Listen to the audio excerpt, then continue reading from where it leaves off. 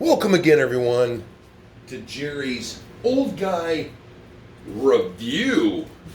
And let me tell you, we have a box, we have a thing, and we have stuff. So it looks like we're reviewing something. And I'm going to tell you what, it's a boat. Not a real boat, a pretend boat, but we'll cover all of that in a minute. So, for those of you who are familiar with me, the channel where I live, spring for me is different than most everyone else. So right now, I'm looking at probably 5 feet of snow. Most places where you get a little bit of snow, it melts pretty quick. Well, that's the same case here. Right now you'll notice the door is open, it's 50 degrees and beautiful. It's going to be 50 degrees all week. That means my yard, my front, and everything else is going to flood. Now, from some of the earlier videos, excuse me, I have a Proboat ship.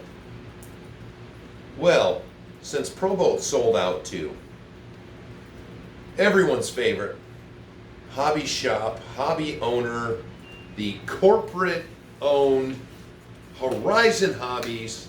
They don't make ships anymore, they make boats. Now, of course, for those of you who have seen it, they make a beautiful patrol boat, which obviously Horizon decided they didn't like it, so they're going to stop making it because it's not available right now. Not sold out, not available. So I started looking around because I need a very specific boat. I need a boat that I won't drive in my front yard that's so flooded, I think a ship will do. But then I rip off or I break a propeller, which they don't make anymore. So, oops. So I decided that I was going to get a new boat that can go everywhere, in all conditions. Just like it says, this is the Proboat Aero Trooper. It's a 25-inch, 10.5-inch wide, 25-inch long, big old honkin' airboat. Now, I'm familiar with boats that have propellers in the water. I have actually driven a real-life airboat one time, and I wasn't very good at it. So now I decided I was going to get an RC one, because how hard can it be? It's just as bad as a real one.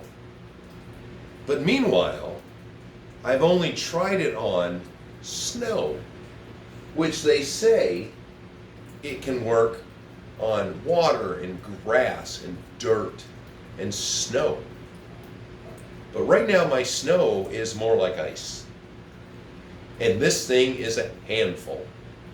It only has 3 little stripes of sideways resistance on the very back. The front, completely smooth. Oh, it's moist from playing with it today. This thing is already a handful. But we will wait and see. Once we get into water, it should be a little bit more handleable, if that's a word. And grass, that should be different. But I'll tell you what, this thing came with a 2080 kilovolt brushless motor, which for some reason Proboat still uses dynamite electronics, which I don't mind. Dynamite was pretty good. So let's get talking to some of the things. I'm sorry, I have a actual Proboat from when it was a company, and you look at a beautiful fiberglass made Arleigh Burke class destroyer. The details are phenomenal. This one's details, I'm sure, are phenomenal for a made-up boat. And if you want to see the real one, you watch the G.I. Joe movie, the second one. That's all I know. I typed in because I wanted to see what I could do to detail this, and I typed in military airboat. The only one that comes up is a picture of this boat from the movie. It has dual fans, not just one, but it's an exact replica. Now, can you be disappointed and excited for something the same time? I was. So this whole boat is plastic, or nylon composite, as Proboat likes to call it, / Horizon. It feels very good for plastic. It's a nice hard plastic, but the bottom is where I'm concerned. But meanwhile, it's all black, so I was disappointed. That's what made me search for boats, because I know what a ship can be painted. So a boat, airboat, I was boggled. I'm at a loss because I'm going to continue. So this boat, everything, here's the front. Let's just do this real quick. So this hatch cover comes right off. This is where your batteries and your steering servo are. So you've got a nice amount of room in there, but meanwhile, I have to put in some foam stoppers because this is a 3S battery, which I'm probably going to use in it specifically, but no foam stoppers inside. This thing is possibly going to get beat around, jostled around, and doesn't come with anything to put in there. Traxxas always used to come with the foam stickies in there to use different size batteries.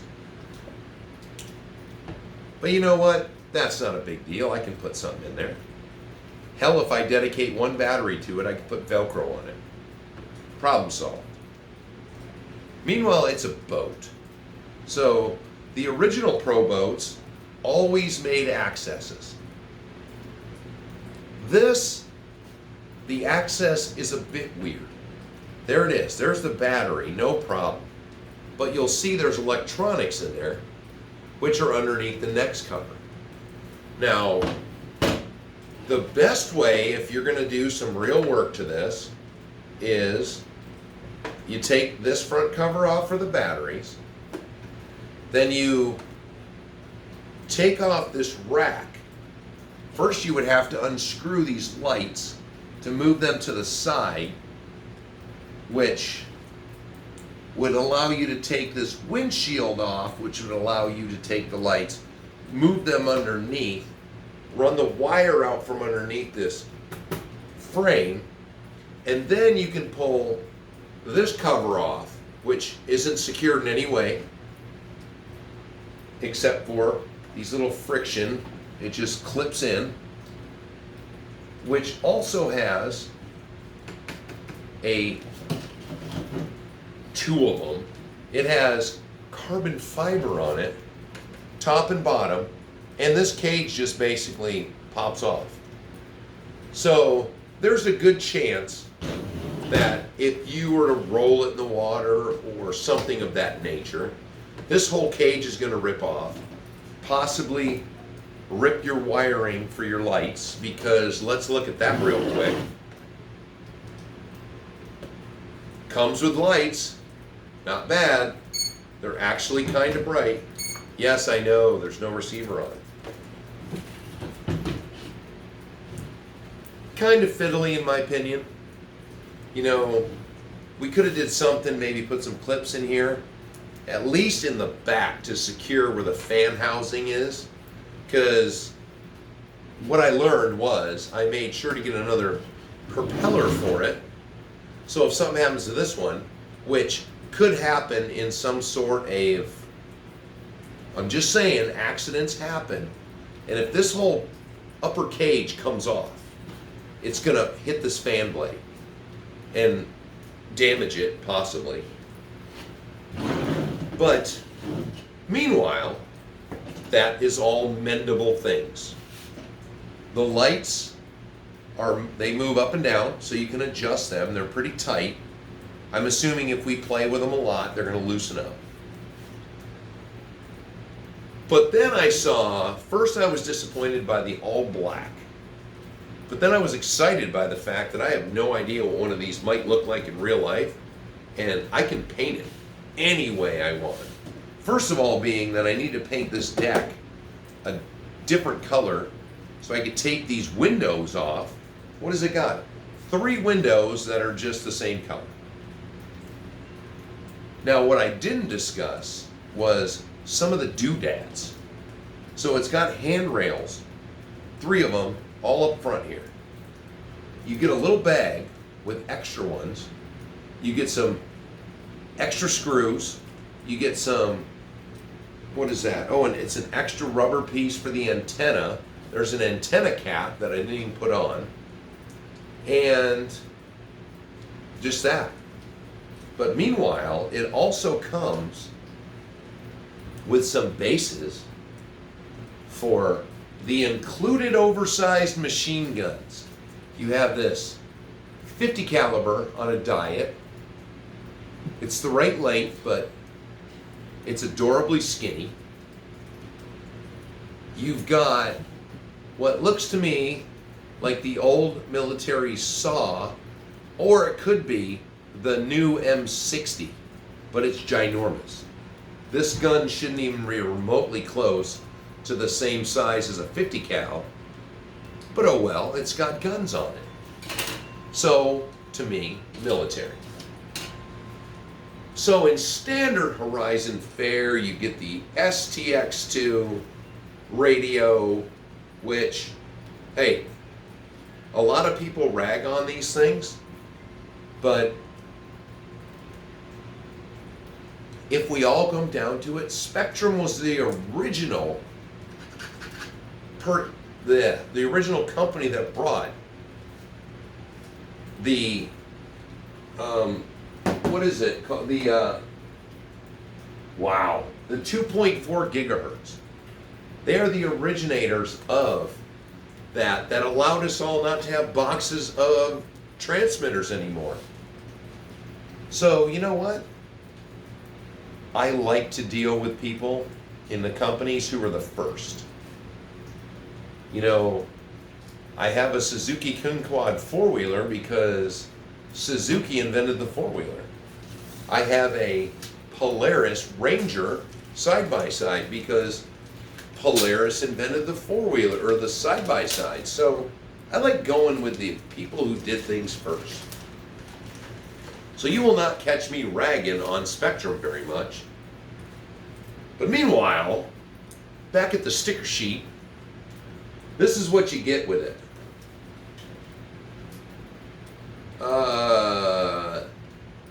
Don't stick your fingers in the engine prop area because they might come on. Danger, there's propellers. Just like putting a label on a cup of coffee that says warning it's hot, this is for the less intelligent and safety first. So you've got the box version that's a SWAT.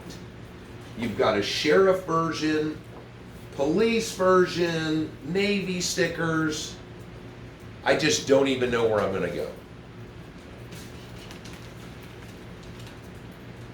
Back to the actual drive, which I did not film for you guys because I took it out to try it. And, like I was saying, we did not put ice or snow that is super smooth. This thing will whip around on ice in a uncontrolled, crazy donut infused fit of excitement. Any incline will make it just slide out of control. You can whip it around, but no matter what, it'll slide backwards. The engine goes in reverse, but there's actual tabs on the back. So sliding in reverse in any direction against anything that's not water, I'm assuming, causes it to stop. So what I did today was to make sure I snowblowed a bunch more area out front where the puddles are forming so I can actually get this in water. And the way things are going, hopefully by next weekend I'll have plenty of water to show you, because it's supposed to be 50 all week. And you know what? Where I've had to wait in between, where my trails in my front yard are just lakes, where, you know, the trucks that didn't have vented tires, I could go out and run them through the puddles, through the mud. Now I have something to try that will do something different. It can go through the slush. So as soon as the ice is gone, I can get out there and see what she does. Am I disappointed? Not really. For $249 ready to go, it's big. And you know I like me some big. So at 10.5 inches wide and 25 inches long, we're gonna stick a guy in here once we take this seat and move it back, because no guys will fit right now. And then once I take it apart for painting, I'll remove this rear cowling and see what all these electronics are. Because this is a dynamite speed control. As far as I know, it's called a 90 amp. Don't know. It's got a box on it, looks just like a hobby wing. But you can't plug in any kind of control or any kind of programmer to it. So it's just to turn it on and off. So I want to know what kind is in it. But meanwhile, Proboat says we can use a 3S or a 4S battery in it. But being that I'm that rare guy that reads the owner's book, when I look at the ESC programming that you can only do by buttons, you can set the running mode, you can set how many LiPo cells you're using, or just auto calculate. But one of the options is a 5S and a 6S. The book in the beginning says you can only use 3 or 4S. Well, that's what they recommend. So this looks like you can use up to a 6S, but meanwhile you could put an 8S in it, burn up the electronics, and then say what a piece of crap it is. So here's an introduction. New member of the crew. I'm going to break it down, contemplate on some painting. I'm thinking I'm just going to do the upper deck area, but hey, throw some ideas in the comments. Maybe I will use them and you will get a shout out. I'm still looking at it because after my unsuccessful run today with it, I can't wait for water. Ooh, and I guess there is one more thing. So we all saw that the steering servo is inside.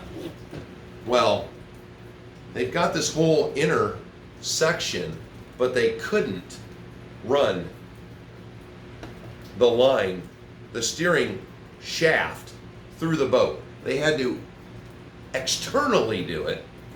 So that really puts a chap in my ass for painting. I don't want to paint it too bad and make it stick.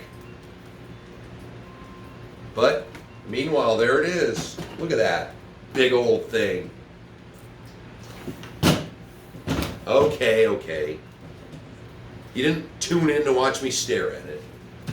So anyone else that may have already purchased one of these, let me know in the comments. And you know what my biggest thing's going to be? Let's see how quick all these screws rust out. Box, product, stuff. Until the next one, this is Jerry doing a review.